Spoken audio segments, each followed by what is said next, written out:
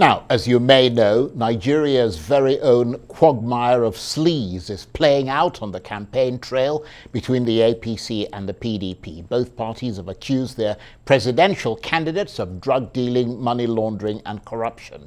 And one side has even gone to court to press its case. So, with the 2023 elections just over a month away, the rumblings from the PDP and the APC are not about policy proposals, but about their alleged discreditable misdeeds. With each passing day, the steady drumbeat of insults, abuse, allegations, and calls for arrest grow ever louder, ominously deepening truculence and bellicosity on both sides and turning their aides from level-headed spokespersons into green-eyed monsters. So, for the despairing electorate, how much of these high-profile allegations raised questions about the candidacy of the flag bearers of the two biggest parties? Are the APC and the PDP starting to look like slightly punch-drunk political heavyweights who are going for one title defense too many? Or do they still have enough energy and ideas to sustain trust in 2023? Well, for his take on this, I'm joined now in the studio by the noted psephologist, Professor of Political Science and Development Consultant, Professor Ibrahim, who's also a Senior Fellow at the Center for Democracy and Development in Abuja and Chair of the Editorial Board of Nigeria's Premium Times newspaper. Thank you very much indeed for joining us. Always a pleasure. How worrying is it that we have two front-runner candidates who are mired in such controversies revolving around drug dealing, money laundering and corruption? Well, I have two contradictory attitudes to it. The first is that vile language, insults, is always a serious problem in Nigerian politics. It evokes emotions. It raises anger, it creates a divide between the good and the bad, and that's the type of narrative that produces violence in our electoral politics. And to that extent, I'm extremely upset, especially because the National Peace Council has devoted a lot of attention to counseling politicians for these elections to be very civil in their language. I regret that they are not as civil as they should have been. So that's one attitude. Well, but the other attitude I have, maybe because I've never been in government, I've never really understood the mechanism through which corruption is played out in real life, I'm finding what they are saying to each other very educative. I'm beginning to understand the mechanisms they use to loot our national resources, and for this corruption not to show in their CV, in their companies, in their direct bank accounts. I'm learning that this question of drugs and criminality is not alien to people who have exercised power in this country in the past.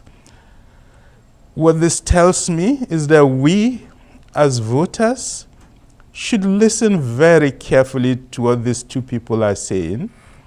It's clear to me from what they have said so far that they know themselves very well, that each has amassed facts about the other, and that this is the moment to spill the beans. In this case, therefore, what's actually happening is political education for us, the ordinary voters, where they explain to us that this is what the other has been doing.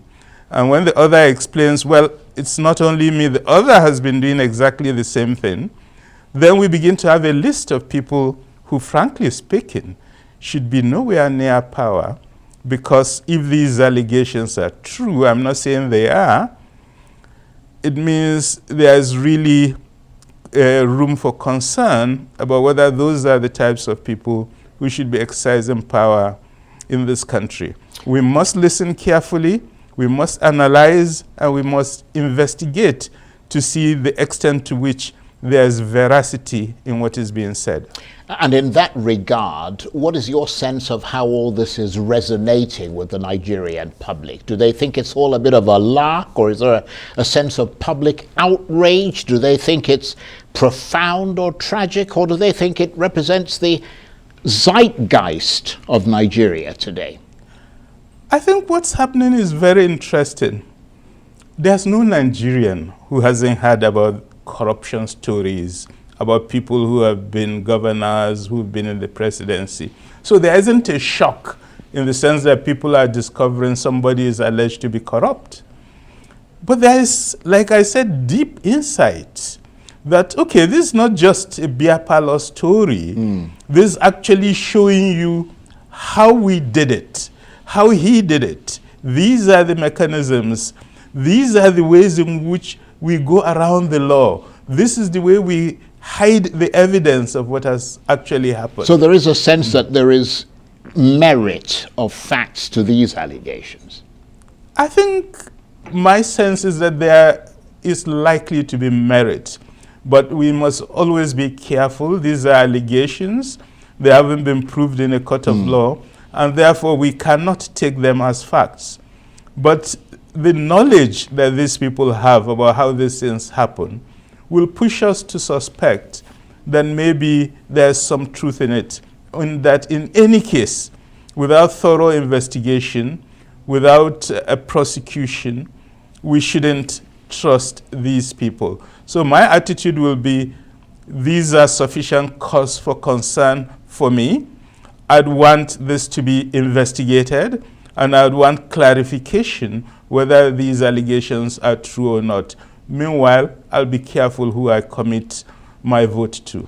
But is there a sense, though, that that investigation that you're calling for in a country like Nigeria might never actually happen? And do you despair of that? I mean, does that make you feel a certain amount of sorrow that this may not in fact happen?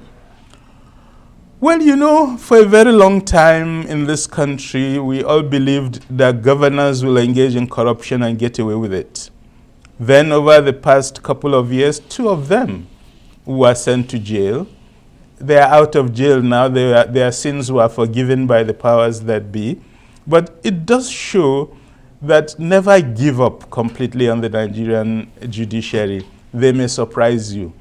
All we want them to do is to do the constitutional job that has been allocated to them, so that they can reassure us that these are people of good character, and if the evidence they have is these are criminals who should go to jail, then so be it. And how much could tension in the struggle for national power between the APC and the PDP be the sort of motor, if you like, in the engine of history that allows for their control and command and domination of Nigerian politics to now be penetrated and perhaps overcome by a new political force, while these old political titans, if you like, burn themselves at the stake? You know, when you look at the 2019 elections, I still have strong memories of what everybody was saying, that we have a very bad choice between us. That was the sense of most Nigerians. This time, there's a wider choice. And I think there's something decisive that has happened over the past 1 year in this country, which is that there are millions of Nigerians, especially young Nigerians, who previously have held the attitude that you can never have a good person emerge in the Nigerian elections, now changing their views to what one could call the democratic credo, which is to say, well, if all of us who are concerned about the situation do make sure we have our voter's card and actually go out to vote, it's in our hands to change the situation. I think that's a revolution in the attitude of so many Nigerians to electoral politics. And that would make a serious difference. It might make a difference in this election. We do not know that yet. If it doesn't, it will definitely make a difference in the next election. But do you anticipate that this will in a small or a big way, play to the advantage of the other two front-runner parties, Labour and the NNPP? My position on this election is with 4 leading candidates, we don't know how to do the computation because so much depends on the fact that some of them will take votes unexpectedly from another, and calculating who will take from who and therefore produce what outcome becomes very complicated. I've seen a lot of survey results being published. I'm very doubtful on how true those surveys are, not because there's anything wrong with the survey methods, but because what most of them point out is that the quantum of the undecided voter is very large, and that therefore we don't have sufficient grounds to make reasonably accurate predictions on outcomes. What this does is that it makes the elections exciting, it makes them open, it means anything is possible. And that's always good for people like me who look at elections. Yeah, you are, of course, a psephologist, and a psephologist is somebody who examines elections very critically. But surely, I mean, this washing of their dirty laundry in public must at least potentially lead to the loss of some support, possibly amongst undecided voters who must be appalled by this catfight, by people many see as birds of the same feathers. You were talking about that a minute ago. In the midst of so much pain and such massive poverty and insecurity, where so many are looking for good leaders who can help them build a better country. Definitely it will have an effect. One thing the social media has done in this country is that it has placed a lot of stories on corruption in the public domain. It didn't just happen. That has been on for the last 20, 25 years. We've had lots of stories. I think what's new about these new sets of stories is the source. A source of somebody who's been there and who therefore knows what they are talking about. Let's be clear. It could, when they make these allegations, it could just be that they are telling the truth about the other. It could also be that they are trying to bring down the other. We must always keep that as a clear possibility. And in that case, we must take these allegations very carefully. But my position is that the level of detail, the description of the mechanisms, the details about the events suggest there's a prima facie case. Now, whether that case can be proved or not is totally different. Well, certainly one side's gone to court already. Yeah, and we'll see the outcome of that. But what I'm saying is that I do believe it's not only me that's being concerned about the seriousness of the allegations. I think lots of voters are concerned, and given those concerns, lots of voters must be reconsidering directions in which they would vote. So, I mean, we've talked about a lot so far, and always appreciate your analysis there, but in what way then are all these personal attacks and all this divisive politics and all the rest of it that you're talking about likely to play out? Well, it depends on how the other factors play out. Don't forget, in the history of Nigerian elections, honesty, competence, which should be key variables in making choices, have never been very important variables. The important variables have been religion, ethnicity, regionalism. And now, money, perhaps? Yeah, of course, and money. These have always been variables that play a huge role.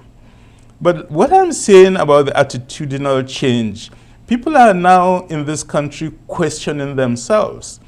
That we think the time has come for us to get out of the straitjacket of ethnicity, religion, because we've done that for so many decades, and it has only produced bad governance. And we, as the people, are victims. Therefore, is the time for new variables to enter into the game. And I think the new variables that are coming into the game are the questions of integrity and the questions of competence. So when people look at these issues being played out, they are also now thinking of the other variables. So what's my decision on the integrity of this candidate? What's my decision? We haven't discussed competence, but that's also something a lot of people are worried about, because it looks as if the physical abilities of some of the candidates might also be diminished. So people are looking very carefully at that. So at the end, I think basically there's 5 variables: competence and capability, money, ethnicity, integrity, religion. These are what people will use to make their calculations. And every voter, the fact of the matter is, uses many variables to zero in on their choice. And my hope is that as they look at these 5 variables, they should, and I hope they would, look at those variables that will produce the best candidates in terms of performance in governance. And in the context of these variables that you're talking about, what have been the highlights of this campaign so far for you, beyond, of course, the spat between the PDP and the APC, which is happening fairly recently? I feel there have been certain dramatic moves that have been very positive. Remember, during the primaries, there was an attempt to question rotation of power by certain people in some key political parties. And I think at the critical time, a lot of people, including state governors and people in positions, brought up the question of justice, that you need to think about power sharing and power rotation if you want the stability of this country to be maintained. People are beginning to forget that, but that was a big part of the debate, especially in the ruling party. That's one thing that has changed. Another thing that has begun to change is the narratives and messaging on how to choose the party you support. Increasingly, I'm hearing people saying, place priority on competence, place priority on capacity to do the job. That's also very positive. But there are other factors that we know are very negative and make us very worried. One is the use of money. It used to be the case in our past elections. They will directly bribe either members of the Electoral Commission or security agencies, or pay for thugs to come and create confusion during elections to get somebody elected. After that phase, when the elections improved, they started bribing voters directly. The change of the color of the naira we hear from the presidency is not unconnected with the fear of using money massively to bribe elections. And just to make sure there's no money to bribe anybody, all our monies are held up in the banks. I can't get new naira, and they say we shouldn't use old naira. So at the end, okay, they will have money to bribe, but we won't have access to our money to go to the market and buy food. So we're punished for that. But maybe we should suffer that till after the elections. So I'm saying that there are lots of positives, there are a lot of negatives, but the good thing, I think, is that we are moving in the right direction. But is there any sense, and wearing your Center for Democracy and Development hat now, is there any sense of which of the front-runner candidates is ahead of the game in your assessment? Who's leading the way in terms of public opinion, or is there no clear sense of a national direction of travel? I think it's really too early. I've tried to read that. Well, we've got 4 weeks to go to the election. Yes, I suspect these elections, the patterns will become clear only in the next 2 weeks, because there's a lot of changes going on right now. These fights we are talking about are inducing a lot of change.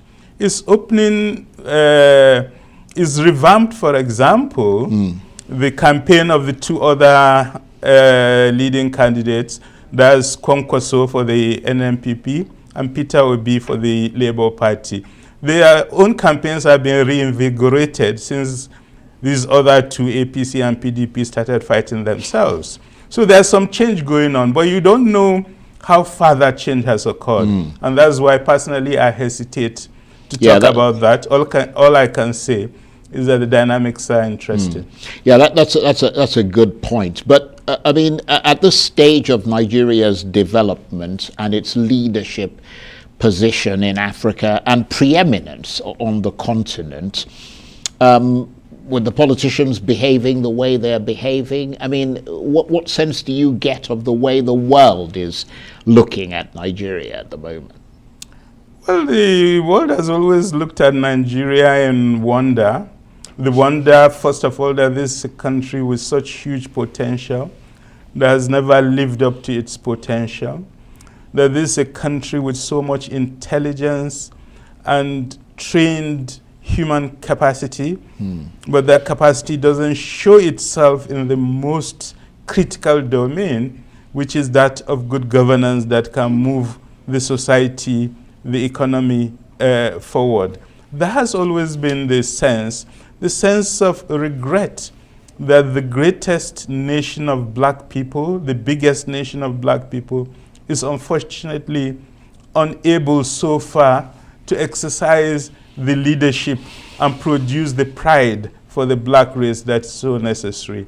I do believe that that moment would still come, and that maybe the current dynamics and transition might produce that moment at this time. Prof, I want to thank you very much indeed for capturing, as always, the zeitgeist of this campaign and election process for us. Professor Ibrahim is, of course, a noted psephologist, professor of political science, development consultant, senior fellow at the Center for Democracy and Development in Abuja, and chair of the editorial board of Nigeria's Premium Times newspaper. Thank you very much indeed. Thank you.